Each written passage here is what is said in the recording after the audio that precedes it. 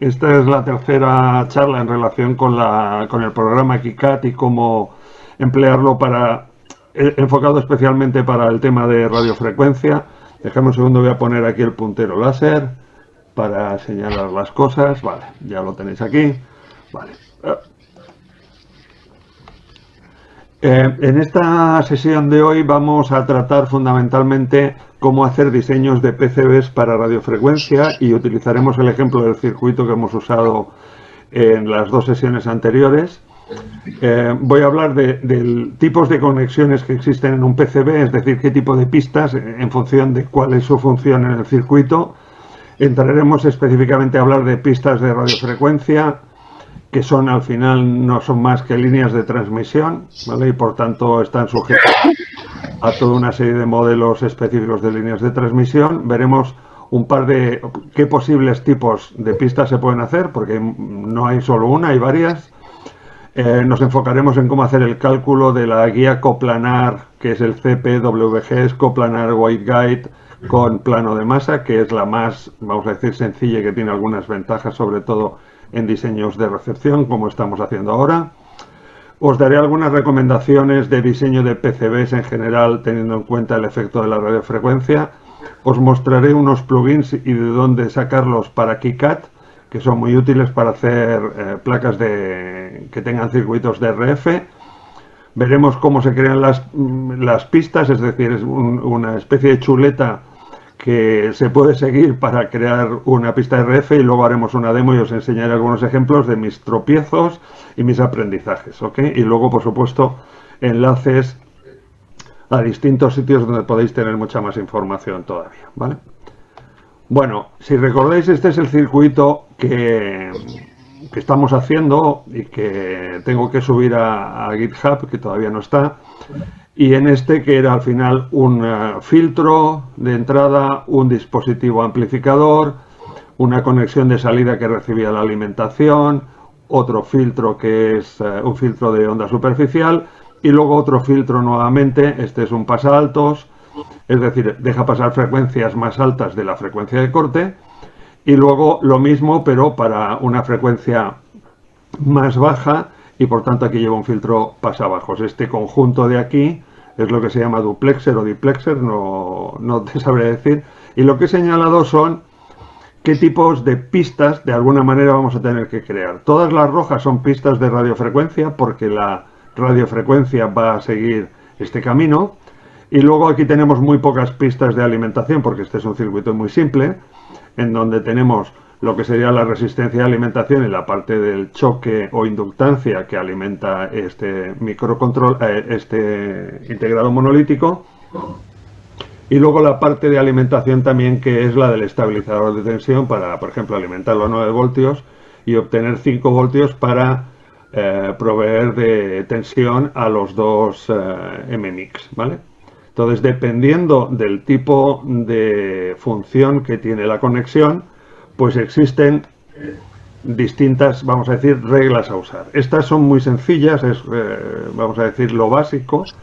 En las pistas de alimentación, estos componentes van a tener un consumo muy bajo, no llegará a 50 o 60 miliamperios, 80 a lo sumo, pero si fuera una pista de alimentación para dar corriente alterna a unos transformadores en una fuente de alimentación, hay que considerar, por supuesto, la intensidad que va a circular por ellos y, por tanto, dimensionarlas en función de la corriente que van a tener, ¿no? Y otra cosa en circuitos de alimentación es evitar que se introduzcan ruidos de circuitos cercanos. Es decir, si en la misma placa tenemos un oscilador de un microcontrolador, por ejemplo, que funciona a 16 MHz como los Arduinos, o a 72 como los STM, pues hay que ser cuidadoso a la hora de poner las pistas de alimentación para que no reciban los ruidos, es decir, la señal de 72 MHz se induzca. Pensemos en que estamos haciendo en cosas que son bastante pequeñas en general. Luego tenemos pistas de control o digitales. En este circuito no tenemos ninguna, pero por ejemplo, si utilizas un microcontrolador y necesitas llevar la señal del puerto USB hasta el microcontrolador, esa es una línea de datos o una línea digital que necesita tener una impedancia controlada y además balanceada, ¿vale? Entonces, tiene también sus propios requerimientos. Pero hoy nos vamos a enfocar fundamentalmente en las pistas de radiofrecuencia, en donde lo importante es mantener la impedancia y, por otro lado, las pérdidas que sean lo menos posible. No queremos que nuestra señal recibida por la antena o la que estamos amplificando para transmitir se acabe quedando en forma de calor en la placa de circuito impreso, porque al final es una pérdida que no es eficiente, es decir, haces que el circuito no sea eficiente. Bueno, en cuanto a las señales de radiofrecuencia, como seguro todos sabéis o aprenderéis seguro a lo largo del curso, o de la carrera, mejor dicho, son muy sensibles porque los niveles de potencia que se manejan, sobre todo en recepción, son muy pequeños y son sensibles al ruido externo, es decir, otras frecuencias que aparezcan cerca.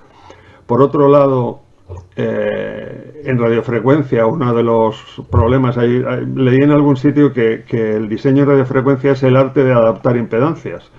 Y efectivamente, como los distintos componentes, cada uno puede presentar impedancias distintas, el objetivo al final es conseguir que haya la menor desacople de impedancias, porque un desacople de impedancias produce reflexión, es decir, parte de la onda que transmites es reflejada y por tanto no se convierte en energía que puedas trasladar al siguiente paso.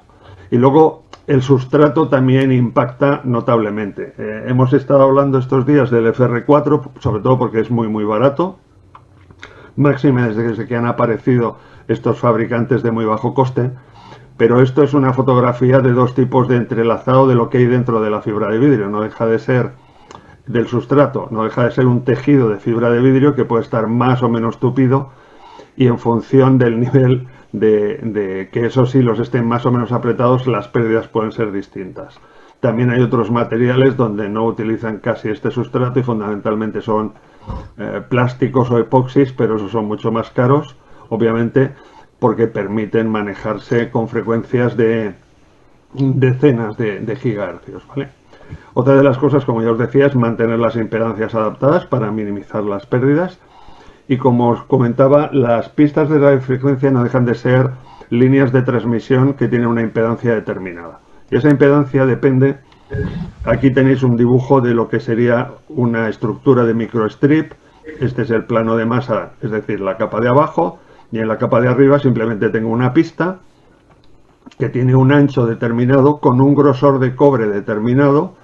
Esta es la longitud, que puede ser variable obviamente, y con una altura del sustrato en función de la placa que hayamos decidido fabricar. Tendrá una constante dieléctrica determinada en base al material, y arriba la constante dieléctrica del aire es 1, ¿vale? Entonces, dependiendo de la estructura, también esto va a cambiar. ¿De qué depende la impedancia de esta pista? Pues bueno, de la constante dieléctrica del sustrato. Aquí tenéis un par habituales, el FR4 suele ser entre 4.5 y 4.6, y Rogers, que es una más empleada para decenas de gigahercios en 366, por ejemplo. La altura entre el plano de tierra y la pista, este es uno de los factores que más influye en la impedancia, luego lo veremos. O en el caso de las guías coplanares, la distancia entre la pista y el plano de masa, que va a estar por aquí también. El ancho y el grosor de la pista, por supuesto el ancho influye en la impedancia, y el grosor del cobre influye también en ello. Y de hecho es un parámetro que hay que tener en cuenta. Y luego el tipo de acabado. Como os dije, yo creo que fue en la sesión anterior, el cobre solo, per se, si lo dejas al aire, poco a poco se va oxidando, con lo cual la forma de protegerlo es ponerles una cubierta, que hay de diversos tipos, pero la más habitual es estaño, que son las que quedan plateadas, y lo único que hacen es poner una capa de estaño como si las hubieran soldado. El acabado ENIG, que es un acabado que tiene una película de 3 o 4 micras donde hay... Perdona un segundo, que voy a quitar esto de aquí porque si no me van a estar interrumpiendo. Que tiene una película de níquel y de oro encima, pero tiene una dificultad. Lo había cerrado, creo que con poco éxito. Que tiene una película de níquel y de oro que protege bastante muy bien del óxido, pero tiene también un efecto, es que en frecuencias muy altas, bueno, esperad un segundito, Dejarme que es que si no lo hago desde donde tengo que hacerlo, un segundo. Esto luego lo editamos y ya ni se nota. Ahora. Vale, ya está. Volvemos a la situación de partida. Cambio de visualización. Vale. Os decía que dependiendo del acabado, el acabado en Ig es bueno hasta... A ver. Sí. Una pregunta. Sí, dime. Porque en el esquemático de antes que has puesto, por ejemplo, hay una pista de RF y arriba hay una de alimentación, pero el señal de RF se puede colar en la pista de alimentación fácilmente, ¿no? Efectivamente. Espera un segundo que vuelva para atrás. Lo que evita que eso pase es que tenemos esta inductancia. Vale. Es una bomba, no, de hecho... Una bobina. Pero ¿tiene un nombre, bomba de choque o una cosa así? O... Se llama choque, o este conjunto de condensador más bobina se le debe llamar VST. Al final esto es una inductancia que presenta a corriente continua una resistencia de 0 o muy pequeñita, de milésimas de ohmio, pero a la frecuencia en la que tú estás trabajando representa una reactancia muy alta, con lo cual aquí aparecería muy poca RF. De todas maneras, si te fijas, luego tiene dos condensadores, uno de 100 picofaradios y otro de 100 nanofaradios, desde este positivo a masa, para asegurarse que cualquier señal de RF que haya podido pasar por aquí acabe yendo a masa. Y se ponen dos, uno de capacidad baja para que lleve a tierra o a masa las frecuencias más altas y otro de 100 nanofaradios, ¿vale? Y la razón de poner dos es porque su resistencia interna es distinta, dependiendo del valor, y al final no son perfectos, ¿vale? No son ideales. Alguien podría pensar, pues pones uno de 100 nanofaradios y ya está. La realidad es que, como los condensadores, ni las inductancias, ni ningún componente tiene un comportamiento ideal, necesitas utilizar dos como mínimo, y en algunos casos el fabricante recomienda hasta 3 para asegurarte que tienes un buen desacoplo de toda la RF. Okay. Sí. Vale, bueno, vamos allá. La otra, que es los tipos de estructuras. Hay bastantes más, ¿no? Hay unas cuantas más, pero estas son las más habituales porque son fácilmente realizables con placas de circuito impreso. Al final es un sustrato y una pista, sin nada al lado. Es un sustrato con una pista y planos de tierra a una determinada distancia, que es la guía coplanar.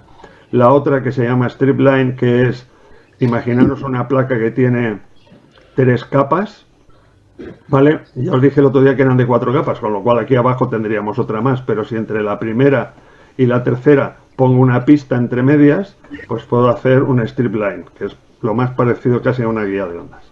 Y luego estos, que también se utilizan mucho en la parte digital, son los microstrips, pero que están acoplados y permiten que la señal vaya en una dirección y vuelva en otra. Este es el típico diseño que se hace para las conexiones de un puerto USB al microcontrolador, pero hay muchísimas aplicaciones de ello. En ordenadores, si cogéis una placa base de un PC y analizáis cómo son las pistas, hay ahí de todo, me refiero. Hay cosas de radiofrecuencia, porque al final trabajan en muchos gigahercios, a los osciladores locales, etcétera. Es un buen sitio para aprender observando de los demás, ¿vale? Bueno, microstrip. Esta es una de las más utilizadas, en las que el campo eléctrico fundamentalmente va entre la pista central y el retorno, que es masa, ¿vale?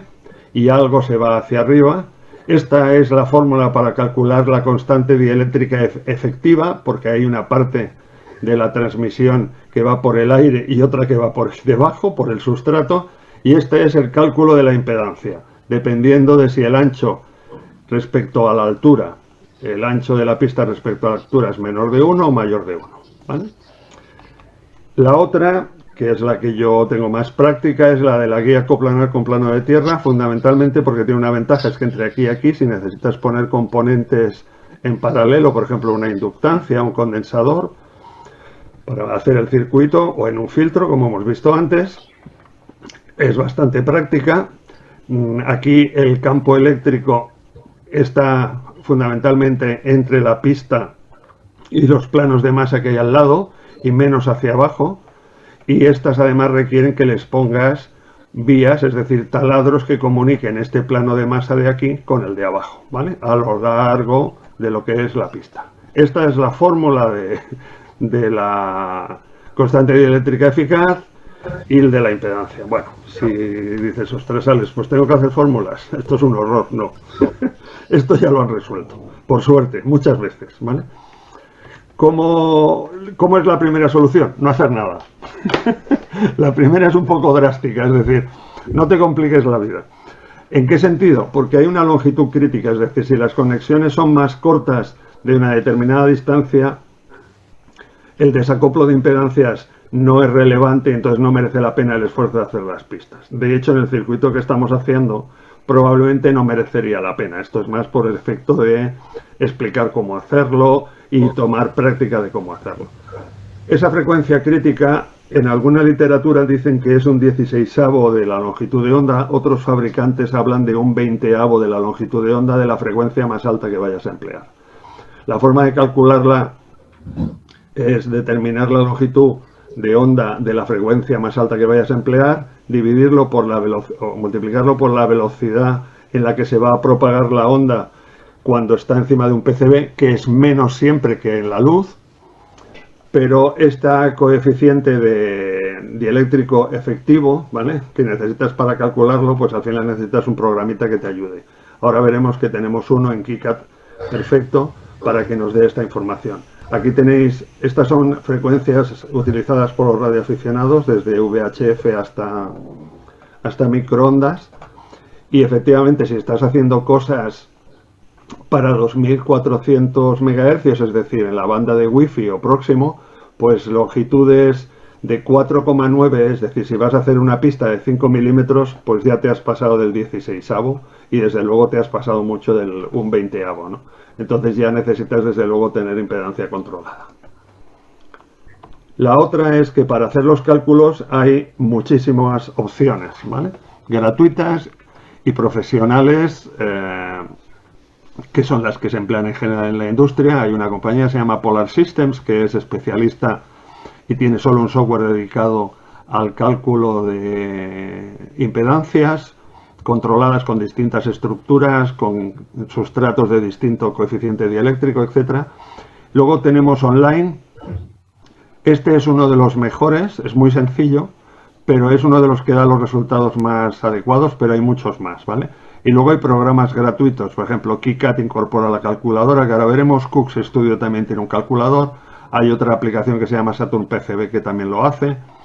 Todas te van a hacer el cálculo, no todas te van a dar la misma cifra, porque no todas utilizan exactamente las mismas ecuaciones, otras utilizan modelos más establecidos, o sea, más basados en momento eléctrico, no puramente ecuaciones lineales, etc.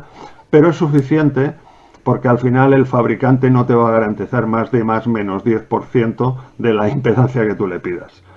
Fundamentalmente porque uno de los criterios más importantes es que afecta a la impedancia, como os he dicho yo, es la altura entre la capa superior y la capa de tierra, y en eso todos los fabricantes te dicen puedo tener hasta un 10% dependiendo del grosor, o un 0,1% si es una placa más delgadita, o sea 0,1 milímetros, con lo cual hay una parte de incertidumbre que tienes que aceptar y se traslada fundamentalmente en que acabas teniendo líneas que están más o menos 10% alrededor de 50 si las has diseñado para 50, pero hace que funcione bien, o sea, no es un problema muy grave.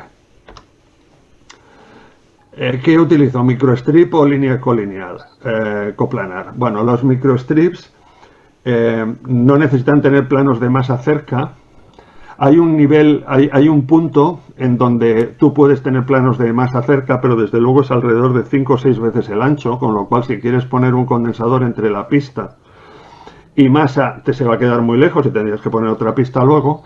Con lo cual los microstrips se usan mucho, al menos lo que yo he visto en líneas de transmisión, permiten que variando los anchos hagas adaptaciones de impedancia. Y las guías coplanares, por otro lado, son muy útiles porque puedes utilizarlas para que la separación entre el componente, aquí tenéis un dibujo de un diseño que estaba haciendo, es decir, aquí tienes la línea que va por aquí, que tiene un ancho determinado, y el gap, que es decir, la distancia entre la línea y el plano de tierra, es justamente la distancia que hay entre los dos pads de este componente, que es una inductancia. Eso te permite que quede muy compacto, ¿vale? Y por otro lado, que la inductancia esté sobre la línea de RF y no tenga que poner una pista para allí y liar aquí unas T's de mucho cuidado. Es importante considerar los tamaños de los componentes. Por ejemplo, esto es usando KiCad en 3D, pues cuál es el condensador 0603 en SMD, tiene un ancho de 0,7 milímetros entre el pad, no en el condensador, sino el pad de soldadura. Con lo cual me va muy bien si decido crear una pista coplanar con una separación de 0,7, ¿vale? Y luego la otra que hay que tener en cuenta es si vas a poner luego componentes en serie, como son estos de aquí, ¿vale? Que el ancho del pad por el otro lado tiene 0,95, con lo cual no hagamos una pista de 3 milímetros de ancha, ¿vale? Con lo cual hay que jugar con los dos parámetros para decidir, y la altura del material, para tener una pista adecuada, porque no hay una solución única para el coplanar, hay unas más óptimas y otras menos óptimas, pero al final puedes hacer diversas opciones, ¿vale?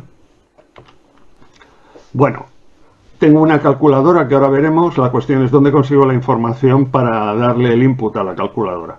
Pues nuevamente los fabricantes son los que tienen la información, en este caso JLPCB, que es con el que yo trabajo, pero lo mismo PCBWay, OSH Park y todos los demás, en general toda la gente seria, tiene una página en la página web de capacidades, etcétera, te dice cuál es la constante dieléctrica. Cuando haces una 246 layer a doble cara es 4,5, y si la haces multicapa, pues tú puedes escoger en el prepeg este que hablamos ayer o el otro día qué tipo de material. Las variaciones en 4,6, 4,05 y 4,25. Luego os veréis que no es exactamente así, pero bueno, con esta información es suficiente para hacer las primeras placas y probar, ¿vale? Aquí te dice la altura, que es 0,2. Yo después de hacer las primeras les escribí y tal, le dije, oye, he tenido algunas diferencias, seguramente me he equivocado yo, pero ¿me puede usted mandar las hojas de los datasheets de los materiales que usan? En el caso de las dos capas, me dijeron, no te puedo mandar 5 porque utilicemos 5 fabricantes distintos, con lo cual no te puedo garantizar cuál es el que uso y por tanto no te garantizo la impedancia. Bueno, yo las hago así, y la verdad es que después de utilizar haber hecho varios proyectos, ya creo que tengo más o menos controlado cómo va. Aquí lo que hay que utilizar es la altura, es 0,73, que es la diferencia entre 0,8 y las dos capas de 35 micras, y la otra es que la constante dieléctrica es 4,5, ¿vale? Tal como dicen ellos, eso en base a mis experiencias. En la de 4 capas ellos dicen que es 4,6, pero en el material en realidad es 4,3, con lo cual hay que utilizar 4,3 y el grosor no es 0,20 como dicen aquí, sino 0,18 en base a los datasheets, ¿vale?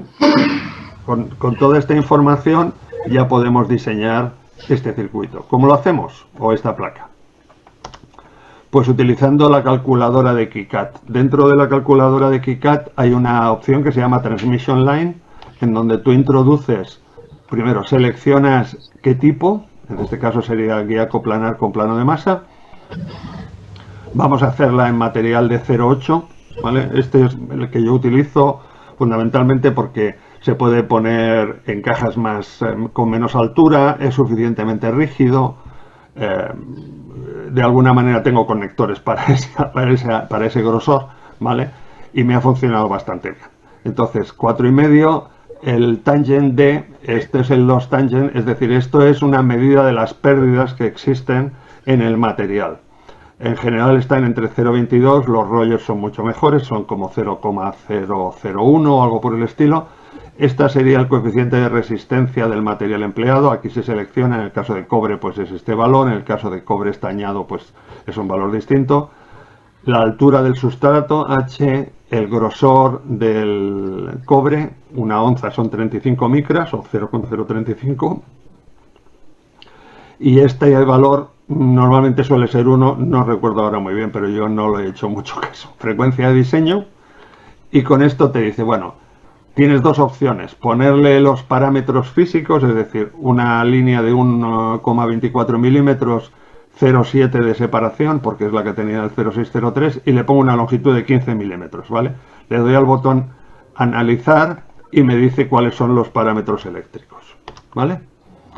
También le puedo hacer a la inversa, y me dice que es de 50,06 y que tiene un ángulo de 31 grados. ¿Eso qué significa? Que esto es un 20avo aproximadamente de la longitud de onda a este lado, porque una onda completa serían 360, pues 31 sería una 20avo, 20 por 3, sí, no, esto sería, no, es más de un 20avo. Sería como un décimo más o menos, o algo así. ¿Esto para qué te sirve? Por ejemplo, si tú quieres hacer una línea de cuarto de onda, le pones aquí 90 grados, le pones la impedancia de 50, le das sintetizar y te dice el ancho, la separación y la longitud, pero lo mismo para los demás. Es un calculador que funciona francamente bien. Y luego aquí debajo tienes algunos datos adicionales, es decir, cuál va a ser la pérdida en decibelios a esta frecuencia por a esa longitud, y también la pérdida debido al dieléctrico, con lo cual la pérdida total es la suma de ambas. Y aquí tienes el coeficiente dieléctrico, perdón, la constante dieléctrica eficaz que tiene este circuito, ¿vale? Yo he comparado esto, bueno, lo he pedido comparar con un amigo que trabaja en esto, y entonces aproximadamente este calculador es de los más parecidos a los que hacen los resultados profesionales. Por eso lo recomiendo, porque está a más o menos un 1 o un 2% de diferencia, considerando que el fabricante va a ponerte un 10, suficiente para nuestros propósitos. Bueno, recomendaciones para el diseño de PCB. Ya sé hacer los cálculos, luego haremos un ejemplo, ¿vale? Estos son algunos extraídos de un documento que os pongo después el enlace, de cosas claves a la hora de diseñar un PCB. Si tienes distintos tipos de circuitos, analógicos, digitales, radiofrecuencia, lo importante es que esos núcleos de componentes estén separados adecuadamente y no todos mezclados, ¿vale? Las pistas cruzándose. En el caso de radiofrecuencia, normalmente organizarlo por funciones, es decir, amplificadores, el oscilador en otro sitio, el mezclador en el medio, filtros después, etcétera. O sea, que no sea un barullo de componentes como vimos en la foto de las radios de los años 20, ¿no? Los componentes que trabajen a más altas frecuencias, lo más cercano a los conectores, es decir, no pongamos pistas largas si los podemos evitar. Es decir, si tengo una placa muy larga y tiene un amplificador que tiene una entrada, el dispositivo amplificador y un filtro, y luego hasta la salida, porque hay otros circuitos de control, tengo 3 centímetros, no pongamos el amplificador y los filtros al lado de la salida y tengamos una pista de entrada muy larga en la entrada. Al contrario, pongámoslo al lado de la entrada y que lo que sea con potenciales pérdidas sea después del amplificador.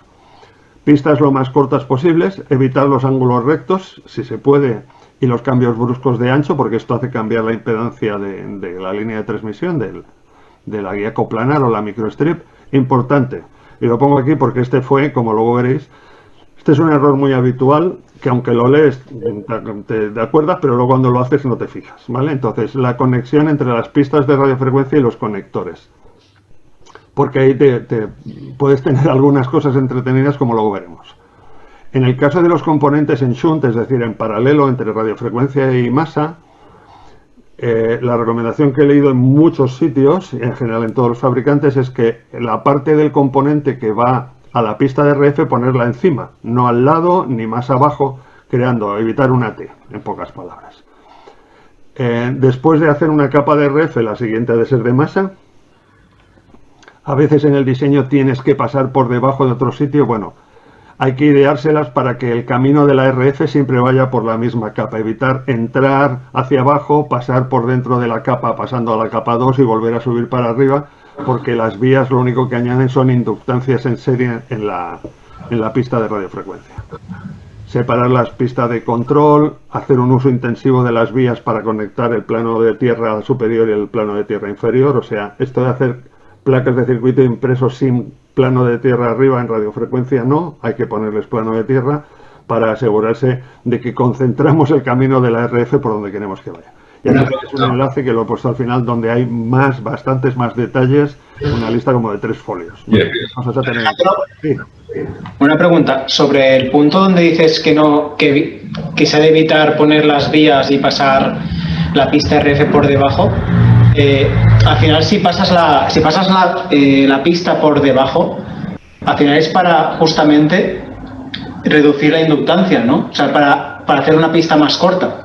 Que tú metas una vía ahí, tú dices que dice aquí en el PowerPoint que poner una vía añade una inductancia en serie, pero ya directamente la pista que tú te ahorras de hacer ya es menos inductancia que la que harías dando la vuelta a la PCB, ¿no?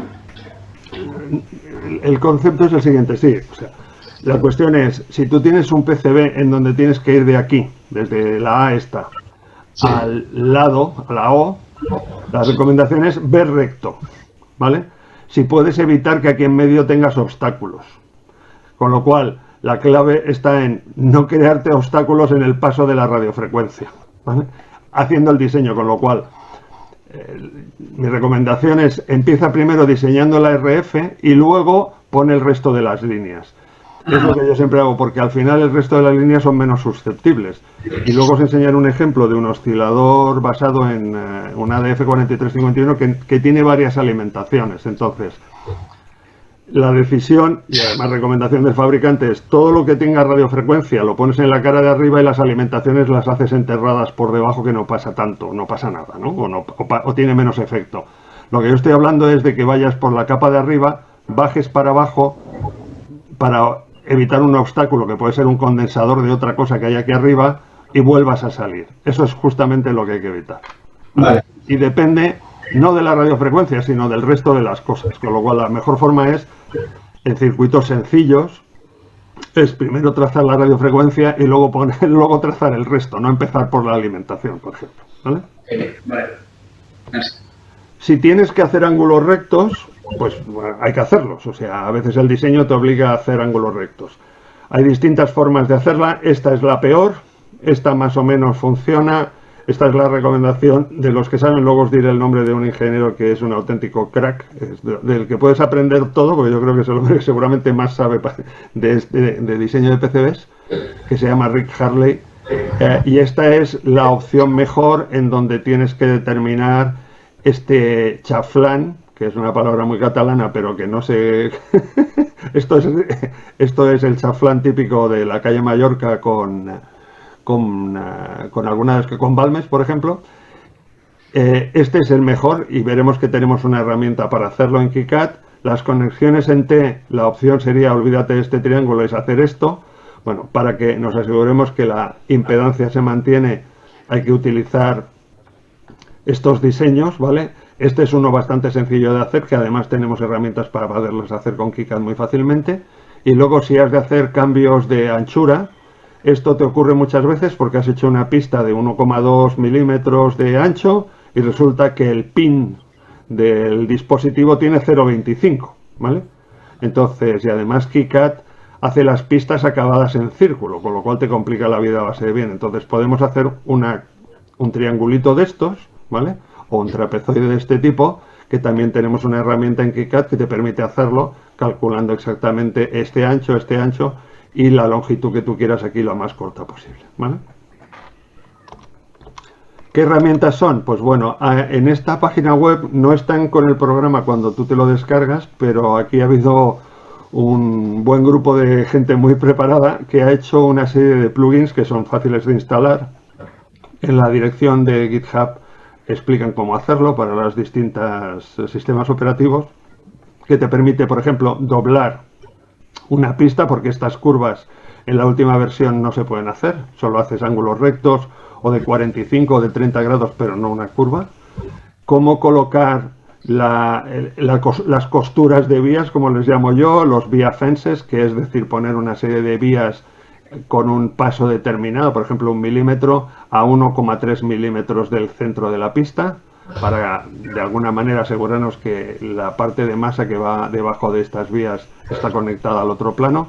Y luego tiene otra parte dentro de lo que es el generador de huellas, que son tres ayudantes, que son crear un arco, crear un ángulo recto recortado como antes, o crear un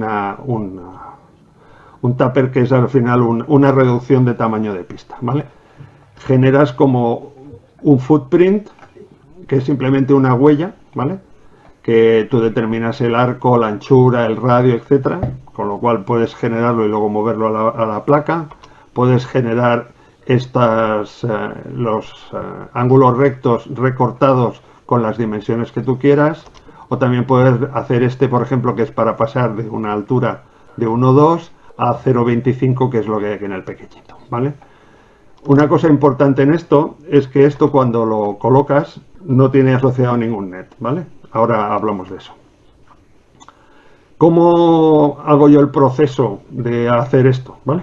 Lo primero que hago es alinear todas las huellas de componentes de RF para asegurarme que están todos sobre la misma línea de la rejilla.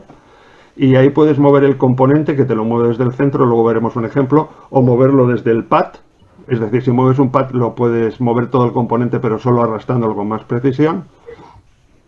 Luego conectar los componentes perdón, con el ancho de pista identificado para Z0 en la capa superior, es decir, solo pongo la pista, pongamos que sea 1,20, con estos dos iconos y asegurándome que estoy arriba, en la capa de la parte de arriba, la F de cobre. Si empleamos tuppers, que es lo que hemos visto antes para el cambio de anchura, o los ángulos rectos, el footprint que te generas, cuando lo pones en la placa, no tiene ningún net asociado. Esto no sé si lo hablamos el otro día, pero cada componente está conectado con otro a través de un hilo, una conexión eléctrica. Eso se llama un net. Cada pad tiene que estar asociado a un net. Si no está asociado, luego no lo puedes unir con PCB. Entonces veremos que luego lo tenemos que hacer. Vamos a utilizar, por ejemplo, un tupper de estos para ponerlo en la salida, y como no tiene net, pues hay que editarlo y ponerlo en el net con el nombre que corresponda. Nombre que, por otro lado, ves en el mismo programa haciendo zoom, ¿vale? Luego, ¿qué es lo que hago después de poner toda la pista de RF? Bueno, pues tengo que añadirle un área de protección, porque como tengo que generar dos placas de masa al lado, pero a una distancia determinada, ¿vale? Lo que tengo es que asegurarme que cuando ponga todo de masa por encima, como si tirara pintura, en este lado no me la pone, ¿vale? La forma más eficaz que yo he encontrado es generar un área de protección, o se llama Keep Out Area, este es el icono, el de prohibido, en la capa de RF, para lograr una distancia entre lo que sería la pista central y la pista de masa en ambos lados. ¿Cuál es el ancho de ese área? Pues es el ancho de la pista más 2 veces el gap que hemos calculado. Antes eran 0,7, pues sería 0,7 más 0,714 más 1,2, 2,6. Ese es el ancho total del área de protección. Y la forma más eficaz de hacerlo es coger y poner el origen de la rejilla, que es este icono, en el centro de la pista, y crearte una rejilla de usuario que tenga, por ejemplo, si va en horizontal la pista de RF, pues, y la altura es 2,6, que tenga 1,3 para que vaya del centro 1,3 para arriba, 1,3 para abajo, y aquí pues en múltiplos de 0,25, con lo cual tú eres capaz de crear un rectángulo de una forma muy sencilla, ¿vale? La siguiente, después de poner el área de protección, es añadir una área de relleno de masa. Y eso se hace mediante este icono. Hay que asociarlo en la capa que está al plano de masa, y dos aspectos importantes. Poner que el net es el de masa, el de GND, el clearance a 0, porque lo que va a hacer es que no llegue hasta el componente. De todas maneras hay que ser cuidadoso, porque según cómo, en los componentes donde va a estar cerca el plano de masa, ¿vale? Puede quedarte a un mínimo, que hay un mínimo que es 0,2, que o sea, no va a tocar, pero se queda demasiado cerca. Entonces a veces hay que colocar más áreas de protección en algunos otros componentes, depende de cómo sea el diseño, ¿vale? Y luego la conexión con los pads yo lo pongo siempre sólido. Ahí tienes otras opciones que se llama thermal relief, que es decir, tienes un agujero, si le pones un pad entero, soldar esto cuesta mucho porque necesitas mucho calor, porque está además conectado al plano de tierra por el otro lado, con lo cual acabas generando un thermal relief. No es más que un aro de cobre conectado con unas pequeñas pistas de cobre al resto de la masa. Eso es para facilitar la soldadura. pero en general en RF yo acabo colocándole siempre sólido, porque con los soldadores actuales, o si lo haces con montaje superficial, que acabas haciéndolo con aire caliente, etcétera, tienes capacidad de soldarlo sin problema. Y luego, por último, el cálculo que hace KiCad es de pistas de cobre de RF sin máscara de soldadura por encima. No tiene incluido el efecto de que cuando tú le pones máscara de soldadura por encima, tiene también una constante dieléctrica, que en el caso de JLPCB creo que es 3,8, y afecta a la inductancia, ¿vale? De hecho, si no recuerdo mal, si no bajas un poquito la anchura, te sube la impedancia, o mejor dicho, te baja la impedancia. Con lo cual, has de ponerle, si diseñas con KiCad las pistas de radiofrecuencia, van a estar todas expuestas al aire, con lo cual luego habrá que ponerle un acabado, y por tanto has de asegurarte que no te pones máscara de soldadura encima. ¿Cómo se hace? Pues se traza una línea justo por encima del RF, en la capa de máscara de soldadura, y luego le pones el ancho, que es el mismo que le has puesto del área de protección, ¿vale? Y automáticamente. Y luego último que yo hago es ponerle las costuras, porque como le pones muchas vías, luego quitarles esos coñazos si te has equivocado. Esta es la última fase, y luego añadirle más vías en el resto. Bueno, parece agotador, pero no lo es tanto una vez ya tienes práctica, ¿vale? Pero esto obviamente al principio resulta un poco más tedioso, es un poco artesanal, pero funciona. Bueno, este era el circuito. Vamos ahora a ver cómo lo hacemos, ¿vale? Este era el circuito tal como lo vimos el otro día. Habíamos cogido una caja de 53. Bueno, al final dice, habíamos cogido, no, decidí yo poner una caja de 53 por 53, porque es una caja que venden estos alemanes que es barata y tal. Pero si os fijáis, aquí tenemos un atasco porque no hay forma de poner los componentes, etc. Entonces, voy a ver si cambio de compartir. A ver, un segundo. No, esto va para después. Compartir. Pero es que me falta hoy un monitor que no sé dónde he dejado. Compartir. ¿Y dónde será lo de compartir? Que no lo veo. Bueno. ¿Lo tenéis en pantalla ahora el circuito? Sí. Vale, perfecto. Bueno. Aquí lo que he hecho ha sido algunas gualtrapadas. Lo que he cogido ha sido, lo primero, como tenía un problema de anchura, o de longitud mejor dicho, he cambiado los condensadores de tamaño 0,6, 0,8, 0,5 creo que había, y ahora son 0,6, 0,3, es decir, son más cortitos, ¿vale? Este componente, que es el MMI, que es rectangular, con lo cual, para asegurarme que sigo en la línea de RF lo más recta posible, lo he girado. ¿Cuánto lo he girado? Pues si le doy al botón E, lo he girado 115 grados o 25 grados, ¿vale? Esto, como puedes ir jugando, le dices, pues 110 y 125. ¿Me lo gira más o me lo gira menos? Lo que estoy intentando es que este pad,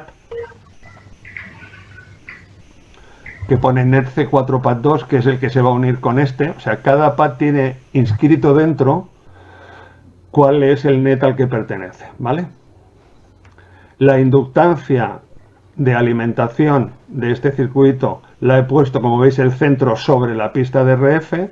Aquí nuevamente otro condensador que le he cambiado el tamaño, y luego lo que he hecho es, me voy a ahorrar aquí poner un ángulo recto y otro ángulo recto aquí. Lo que voy a hacer es, voy a utilizar una línea que está a 45 grados, la dibujé, que es esta línea blanca, utilizando la capa de dibujos de usuario, y luego voy alineando, manejando la rejilla con la de 0,25 para que me quede recto, ¿vale? Aquí alguien me diría, oye, esto está en 135 MHz, no es un problema, en 35 GHz no se puede hacer, ¿vale? Pero como no es el propósito, tampoco hace falta matar moscas a cañonazos.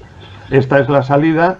Y luego aquí he dejado el circuito del otro filtro, es decir, lo he cambiado de orden, o he puesto el que estaba abajo arriba y el de arriba abajo, para que aquí pongamos un ángulo recto, simplemente como práctica, y aquí está el otro filtro. Nuevamente todas las inductancias van en la línea de RF, y luego aquí pondremos un meter, ¿vale? Y luego la alimentación, pues la he puesto en el centro.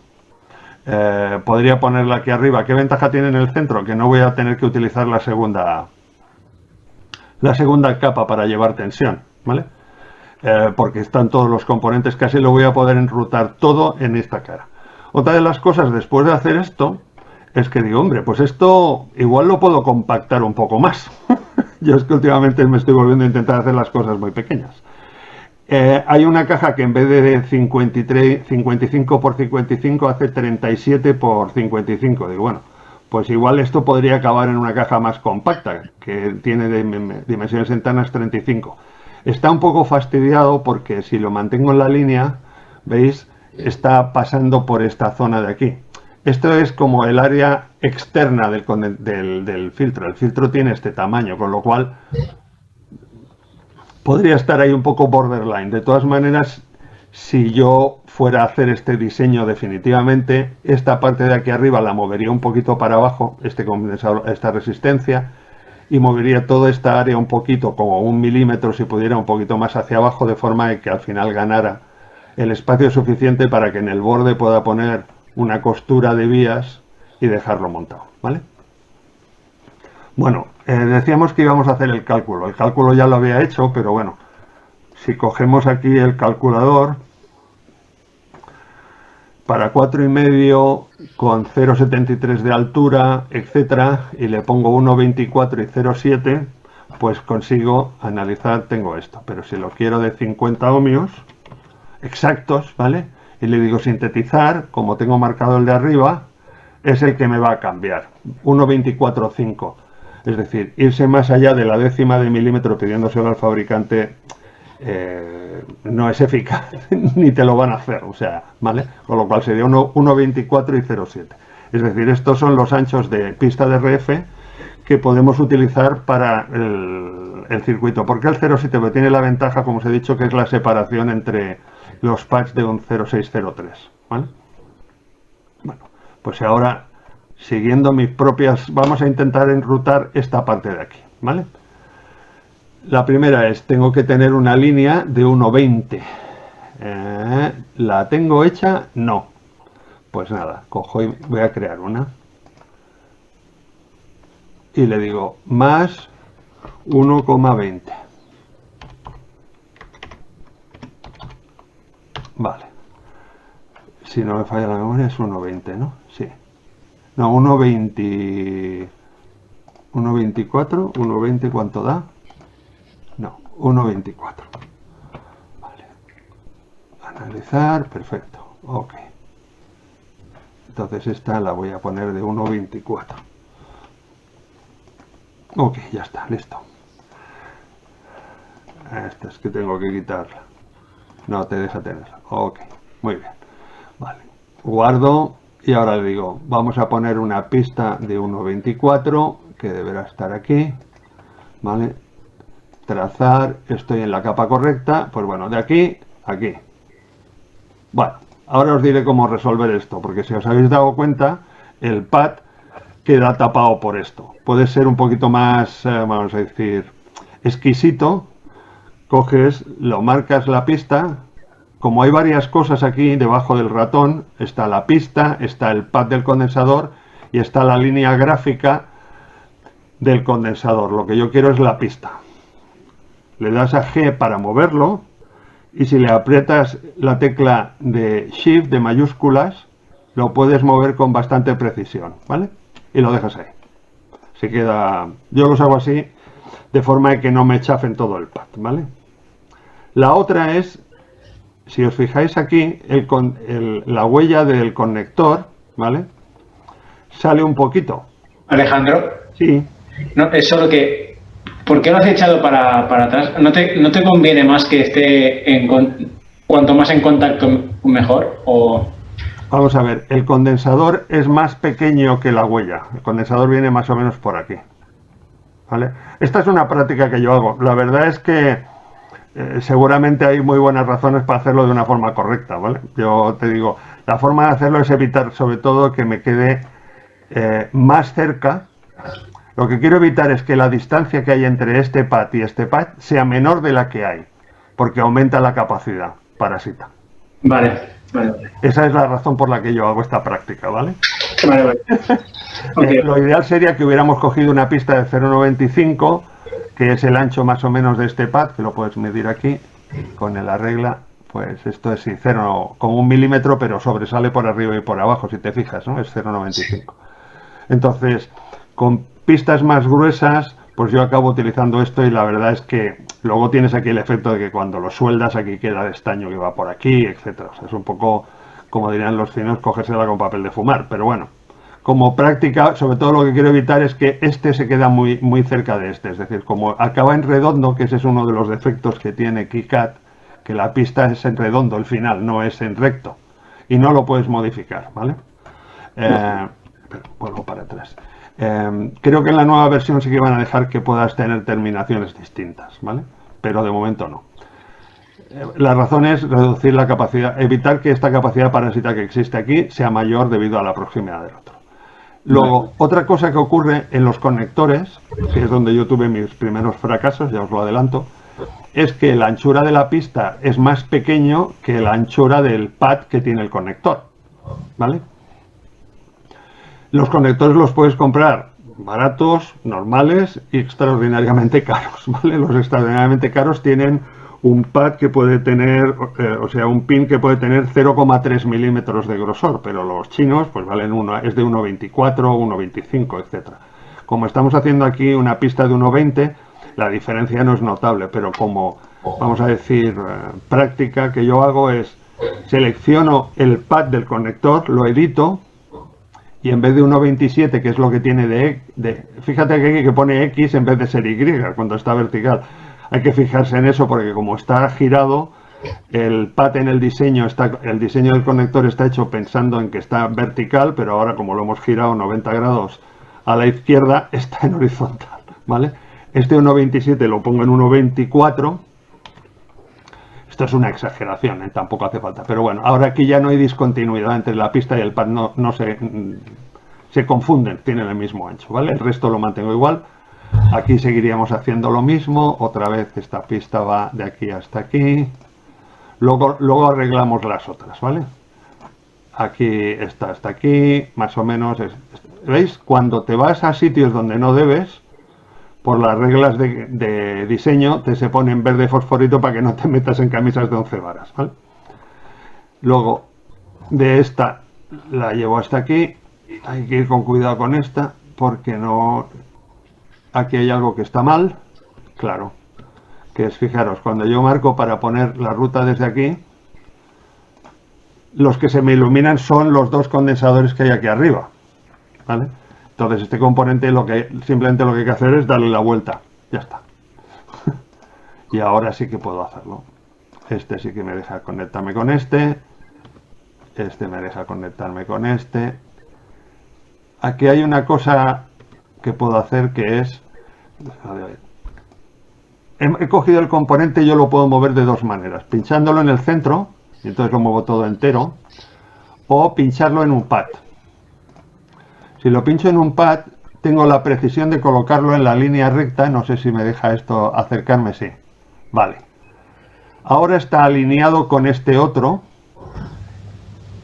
y tiene la ventaja eso de que cuando trace la pista no me va a hacer cosas raras de girármela. Ya está. La estoy haciendo a 1,24, esta no hace falta, esta la puedo hacer a otra anchura, por ejemplo 0,8 o 1.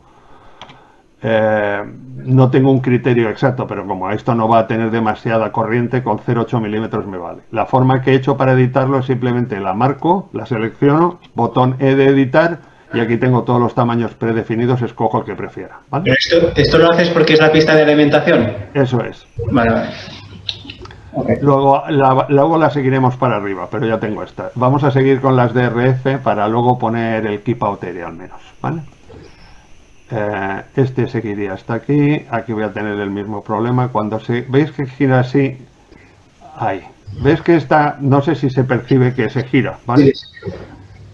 Esa razón es porque está encontrando que este está ligeramente desplazado. En realidad no es este, es el de la izquierda el que está ligeramente desplazado. Si os fijáis, no se ve muy bien en pantalla, lo voy a hacer.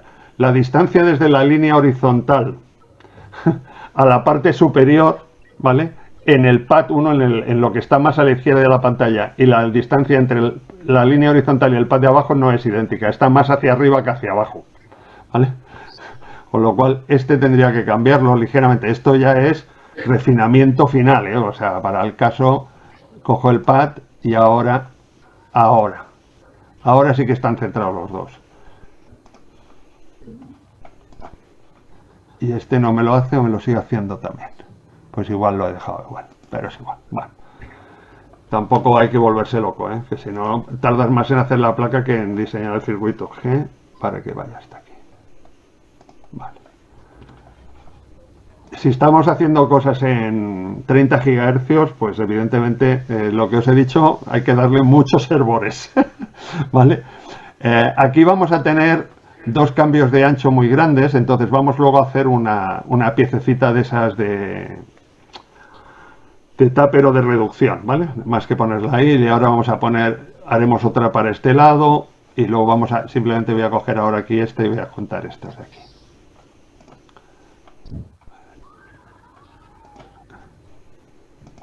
Vale.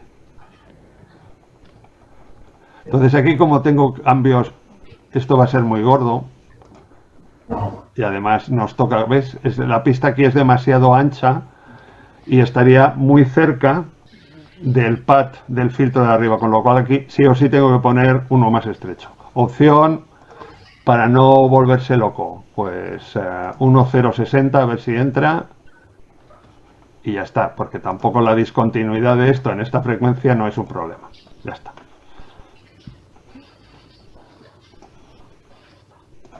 O sea, hay cosas que merece la pena y otras cosas que no merece la pena. Y esta es una de las que no merecería la pena.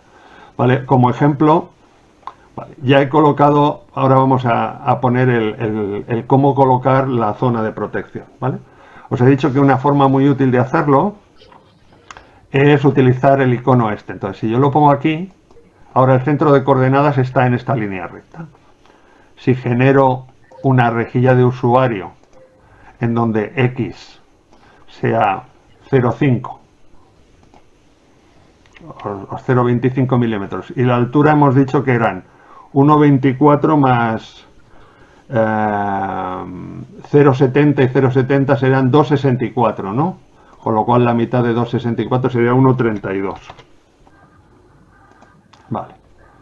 Y ahora decido usar esa rejilla, ¿vale? Tengo una ventaja y es que no se me va a enredar en sitios incorrectos. Le doy aquí Keep Out Area. Quiero que no entren las masas de cobre, pero sí que me permita tener pistas y vías si es necesario. Y ahora, desde aquí hasta aquí, vamos a ponerlo recto hasta aquí. Hasta ahí está siendo recto. Hasta aquí.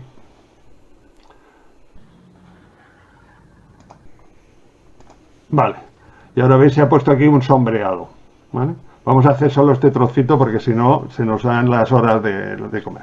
Y ahora ya he colocado el Keep Out Area. Si yo veo aquí, en 3D no lo voy a ver, salvo que le ponga un plano de masa. Y ahora voy a colocar el plano de masa en toda esta parte de aquí, solamente en esta zona.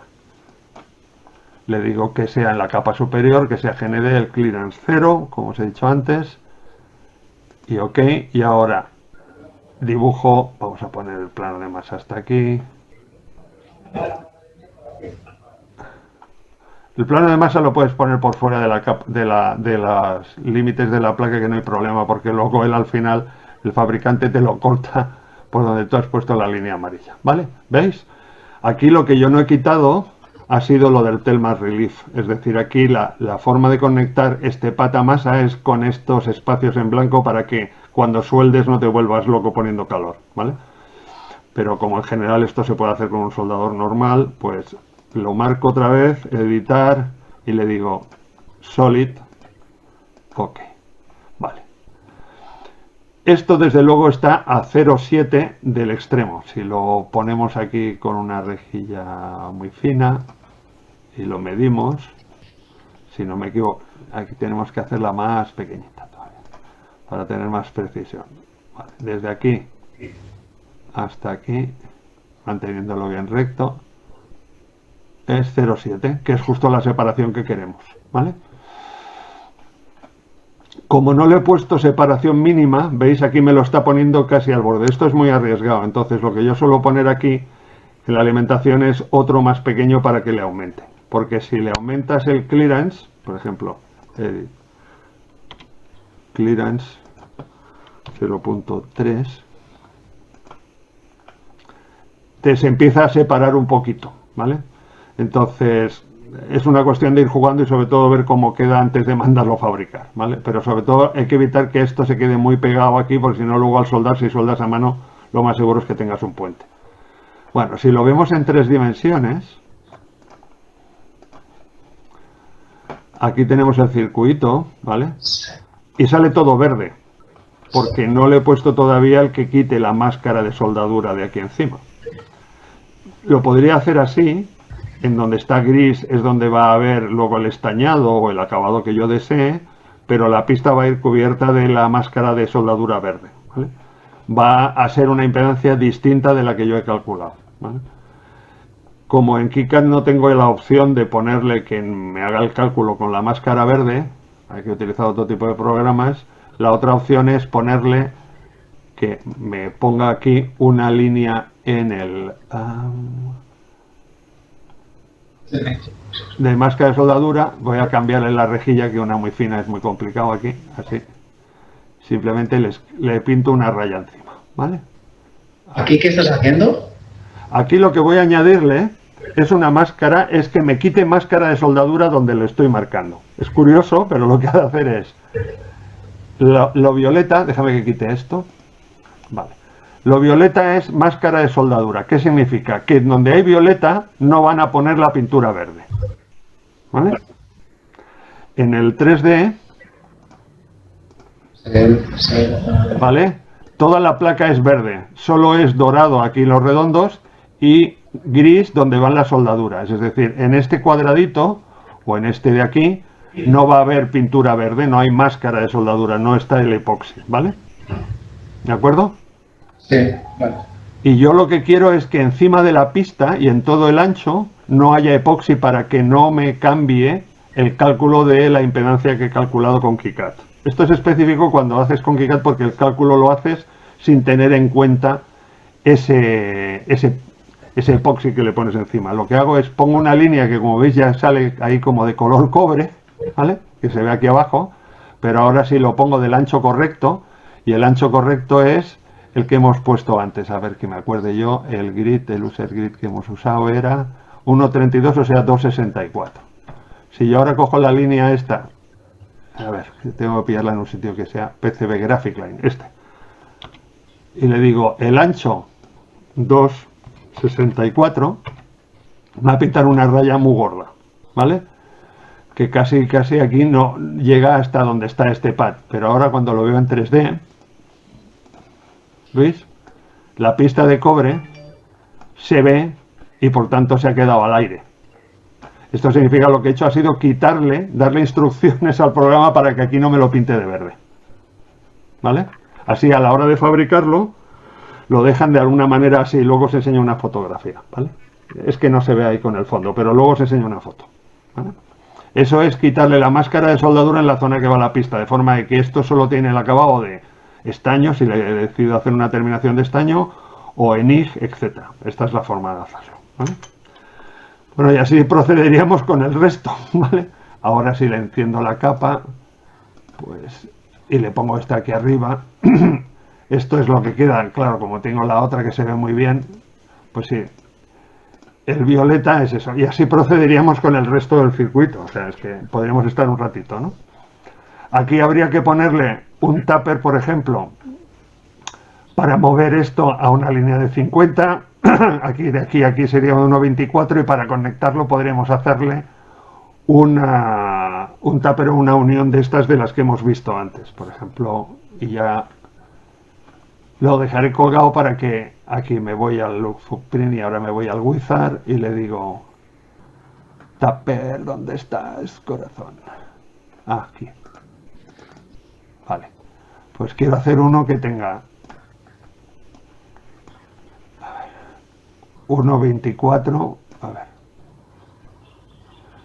este es el P105, el 2, la altura 1.24, este que tenga 0.2, que es lo más pequeño, porque decían allí que lo pongas con lo más pequeño posible. Esto puedes ponerlo de 0.5, da lo mismo, pero la altura sí de 0.2.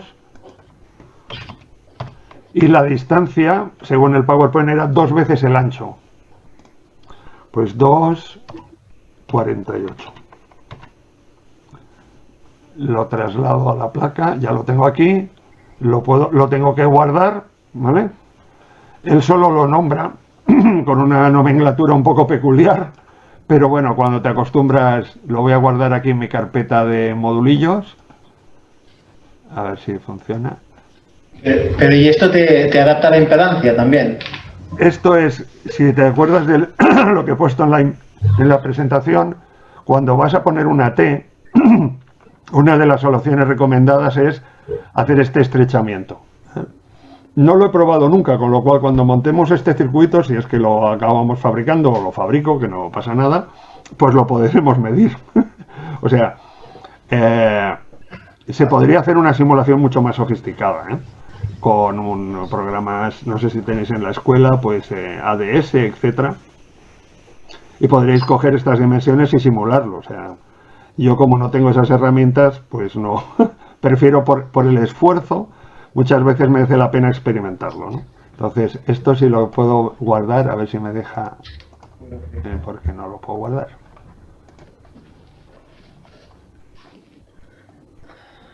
Sí, pues. No, porque ha cogido un nombre antiguo. Vale, perdonad. Demetros, una duda. Sí. ¿Cómo afecta la oxidación a las pistas que están sin epoxi? ¿O si es crítico? Para evitar la oxidación de las pistas que están sin epoxi, lo que se utiliza es el acabado, el finishing que le llaman ellos. Y tienes, como os he dicho antes, diversos acabados. El más barato es el de la capa de estaño, ¿vale? Que no sé si lo veis aquí. No, porque es verde, sobre fondo verde. Entonces voy a ver si soy capaz de quitarme el fondo.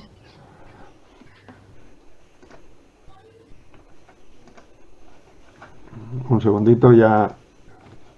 Es que he perdido una parte de la pantalla que no controlo ahora. Es que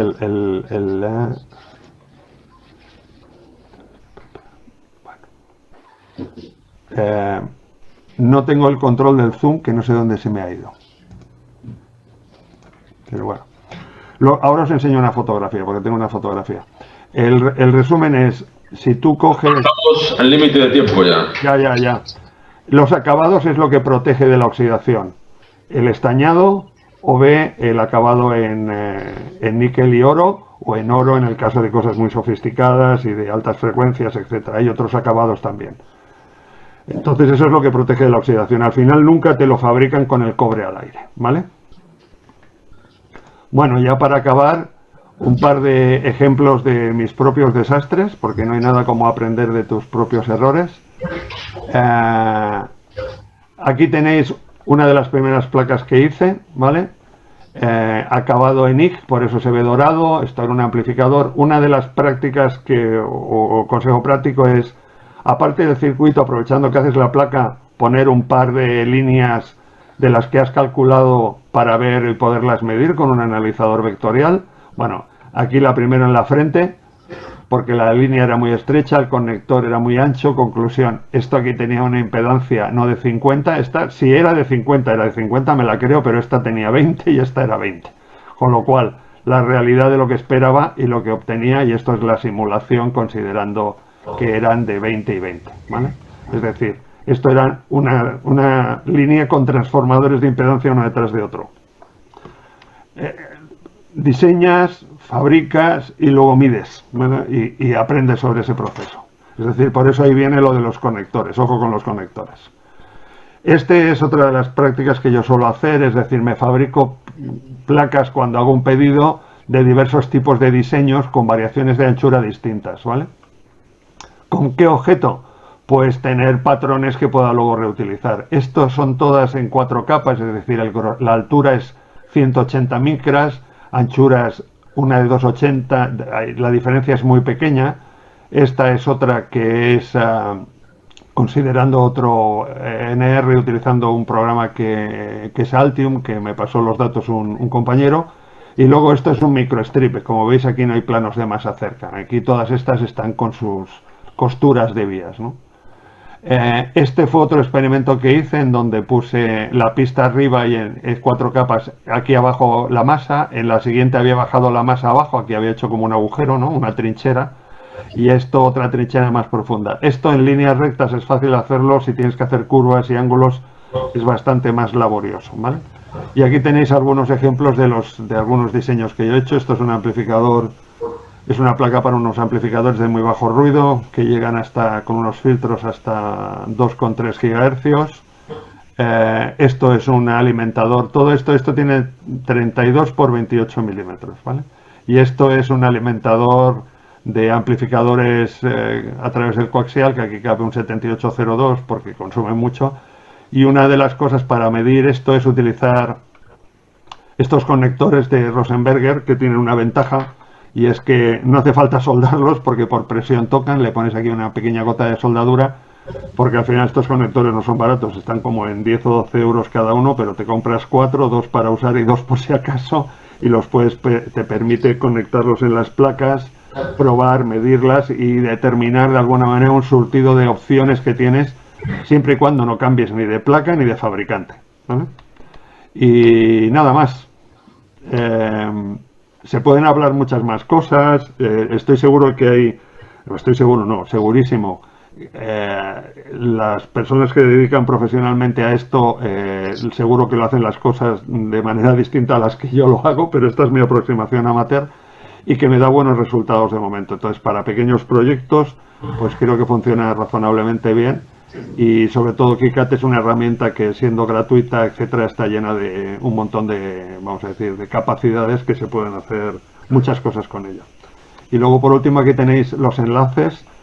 Mirar en YouTube y en Internet Rick Harley. Este es, yo creo que uno de los gurús más conocidos del diseño de PCBs. Y bueno, habla de todos los detalles a nivel mucho más amplio y con mucho más conocimiento, incluso, por supuesto, que el que tengo yo. Y aquí tenéis algunos enlaces, la charla en la que nació todo este lío, que es una que hice el año pasado, y luego en el GitHub colgaré el proyecto y ya os informaré cuando lo haya puesto. Y nada más, muchas gracias y... Muy bien, Alejandro. Por darme la oportunidad de compartir con vosotros mis tonterías. Muchísimas gracias. Pero, ¿habría alguna manera de que nos pasaran estos PowerPoint? Sí, yo los tiene todos el pillo, le diré que os compartiese. Todos los PowerPoints, además los tenéis aquí en GitHub, ¿vale? En este GitHub los estoy colocando, los PowerPoints en formato PDF. Y todas las presentaciones, y si buscáis YouTube mi indicativo, A4BFK, ahí estoy poniendo las charlas una vez las he grabado y editado convenientemente para quitar las tonterías. Pues nada, lamento que no hayamos podido conocernos personalmente en vivo, era mi interés de Ana Barcelona, pero bueno, ya habrá ocasión, seguro que sí. Muy bien, Alejandro. Pues más. Vayan bien a los exámenes a los que se examinan y a los profes que las tienen que corregir, que ya sé lo que es eso, por mi faceta de profe hace años, y nada más. Un abrazo y que tengáis un buen fin de semana. Igualmente.